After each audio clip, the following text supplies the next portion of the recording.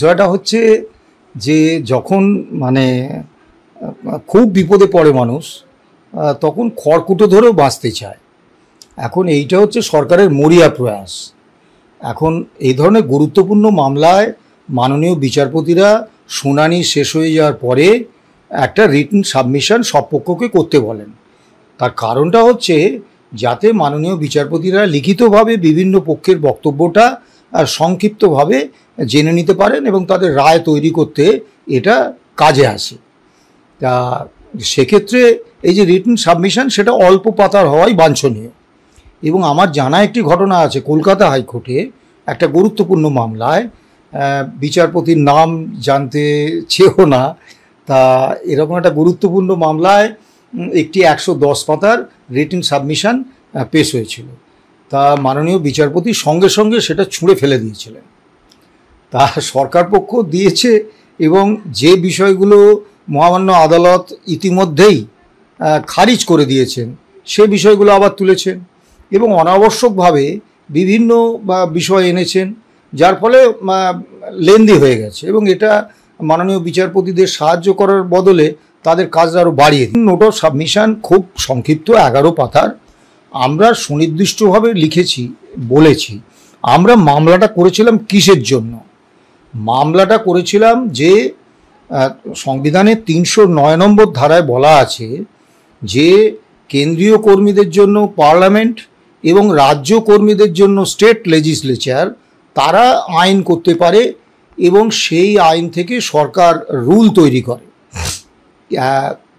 এখন এই রুল তৈরি করা হলে সরকার কিন্তু সেই রুলটা মানতে বাধ্য থাকে। অর্থাৎ একবার রুল তৈরি করে ফেলার পরে আমি বললাম যে না আমি এটা মানি না, এটা হয় না।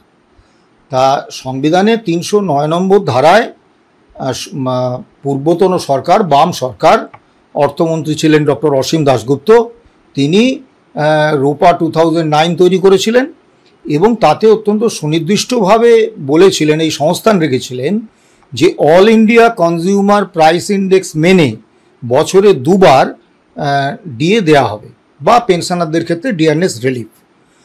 আমরা শুধুমাত্র সেই যে constitutional commitment of the government, অর্থাৎ সরকারের যে সাংবিধানিক প্রতিশ্রুতি সেইটা পালন করার কথা বলেছি যে এটা আপনারা মেনে নিন।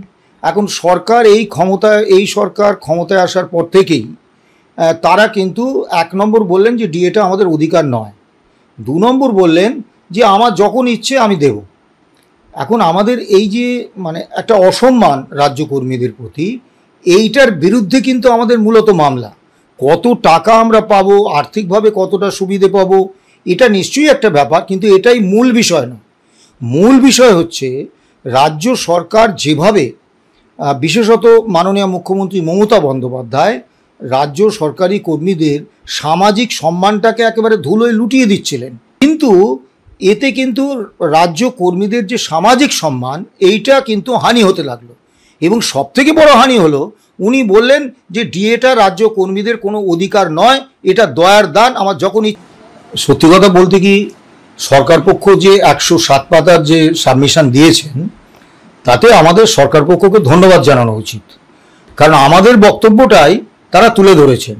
আমরাও তো সেটাই বলছি যে সংবিধানের 309 নম্বর ধারা অনুসারে রাজ্য সরকার বিধি তৈরি করবেন, রুলস তৈরি করবেন, রাজ্য কর্মীদের কত হারে ডিএ দেওয়া হবে, কোন সূচকের উপর দেওয়া হবে, কিভাবে দেওয়া হবে, এটা রাজ্য সরকার ঠিক করবেন।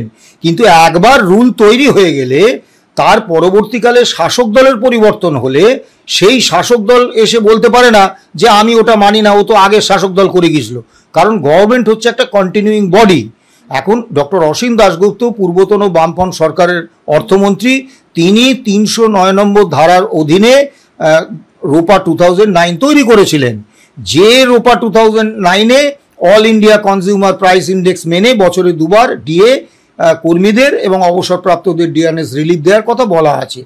আমরা শুধু সেইটুকু বলেছি যে এটুকু দিন, এবং রাজ্য সরকার 1 জুলাই 2009 থেকে ডিসেম্বর 2019 পর্যন্ত এই যে all India consumer price index মেনে ডিএ দিলে আমাদের যে প্রাপ্য হতো সেই প্রাপ্যের যতটুকু দেননি সেই টাকাটা আমরা দিতে বলেছি, এর বাইরে তো আমাদের কিছু বক্তব্য নেই। আর 2 নম্বর কথা আমরা বলেছিলাম যে যেহেতু রাজ্য সরকার ডিএ দেয়া, রাজ্য সরকার তো কারোর ব্যক্তিগত জমিদারি বা তার যা মনে হলো করলো এরকম তো ব্যাপার নয়, তাহলে ডিএটা হচ্ছে বেতনের একটা অংশ। তা সেই বেতনের অংশটা তুমি দেবে, তার তো একটা সূচক থাকবে যে কিভাবে তুমি দেবে। রাজ্য সরকারের এরকম নিজস্ব কোনো সূচক নেই। সারা ভারতবর্ষে প্রায় সমস্ত রাজ্য সরকার কেরল বাদে তারা কিন্তু এই অল ইন্ডিয়া কনজিউমার প্রাইস ইন্ডেক্সকে সূচক হিসেবে ধরেই কিন্তু ডিএটা দেয়। কেন পশ্চিমবঙ্গ সরকার এআইসিপিআই মানতে বাধ্য? যে তুমি রুলস করেছো 2009-এ যে আমি all India consumer price index মেনে দেবো। বিশেষত এই শাসক দল যখন বেতন কমিশন করেছেন তখন তো 1980 = 100 এই অল ইন্ডিয়া কনজিউমার প্রাইস ইন্ডেক্সের ওপর ভিত্তি করেই বেতন কমিশন তৈরি করেছো। এবং এই 1980 = 100 ধরে 100 পয়েন্ট ধরে তুমি তো বেতন কমিশনের সুপারিশ দিয়েছো। তাহলে তুমি অল ইন্ডিয়া কনজিউমার প্রাইস ইন্ডেক্সটাকে তোমার প্রয়োজন মতো এক ক্ষেত্রে ব্যবহার করবে আর এক ক্ষেত্রে ব্যবহার করবেন, এটা হয় না। কাজেই এটা তোমাকে মানতে হবে।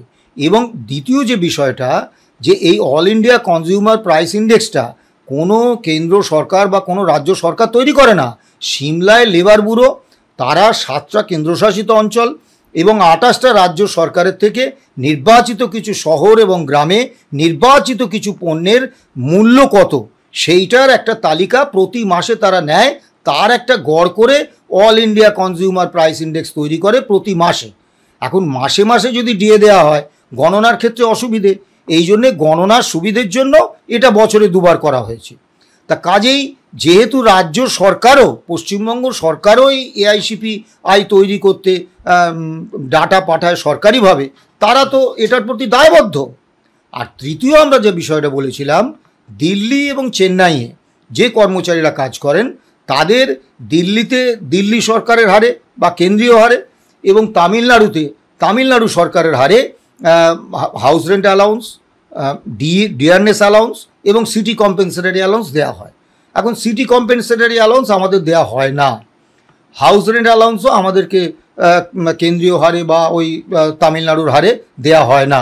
কিন্তু ডিএর প্রশ্নে রাজ্য সরকার কর্মচারীদের একটা অংশকে কেন্দ্রীয় হার বা তামিলনাড়ুর হারে দেবেন আর অন্য একটা অংশকে তারা যেরকম মনে করবেন দেবেন, এই বৈষম্যটা করা যায় না। এটা সংবিধানের 14 নম্বর ধারার বিরোধী। এই বিরোধিতাটা তোমাকে এই বৈষম্যটা দূর করতে হবে, এই সোজা বক্তব্য আমাদের ছিল। তো মনে করেন উনি সংবিধান আইন সবার ঊর্ধ্বে এবং উনি নিজেকে দাবি করেন উনি আইনজ্ঞ, যাকে সেসব বিষয়ে আমি যাচ্ছি না। তা আমরা আমাদের সাবমিশনে 11 পাতার সাবমিশনে খুব সংক্ষিপ্ত আকারে সেই বিষয়গুলোই তুলে ধরেছি। যেমন প্রথম আমরা যেটা বলেছি 3 নম্বর অনুচ্ছেদে, that this order of the learned tribunal was challenged by way of a writ petition WPST number 45 of 2017 and by order dated 31/08/2018 the order of the learned tribunal was set aside। অর্থাৎ tribunal প্রথমে রায় দিয়েছিল যে ডিএটা হচ্ছে রাজ্য সরকারের discretion, কর্মচারীদের কোনো অধিকার নয়। তার বিরুদ্ধে আমরা চ্যালেঞ্জ করেছিলাম হাইকোর্টে। সেই মামলাটার মহামান্য কলকাতা হাইকোর্ট স্যাটের নির্দেশকে সেট অ্যাসাইড মানে খারিজ করে দিয়েছেন এবং বলেছেন, held that the claim of the employees for DA was a legally enforceable right and the matter was remanded back for adjudication of 2 specific issues, no SLP was preferred. এই যে বাক্যটা, এটা সবথেকে গুরুত্বপূর্ণ, নো এসএলপি ওয়াজ প্রেফার্ড।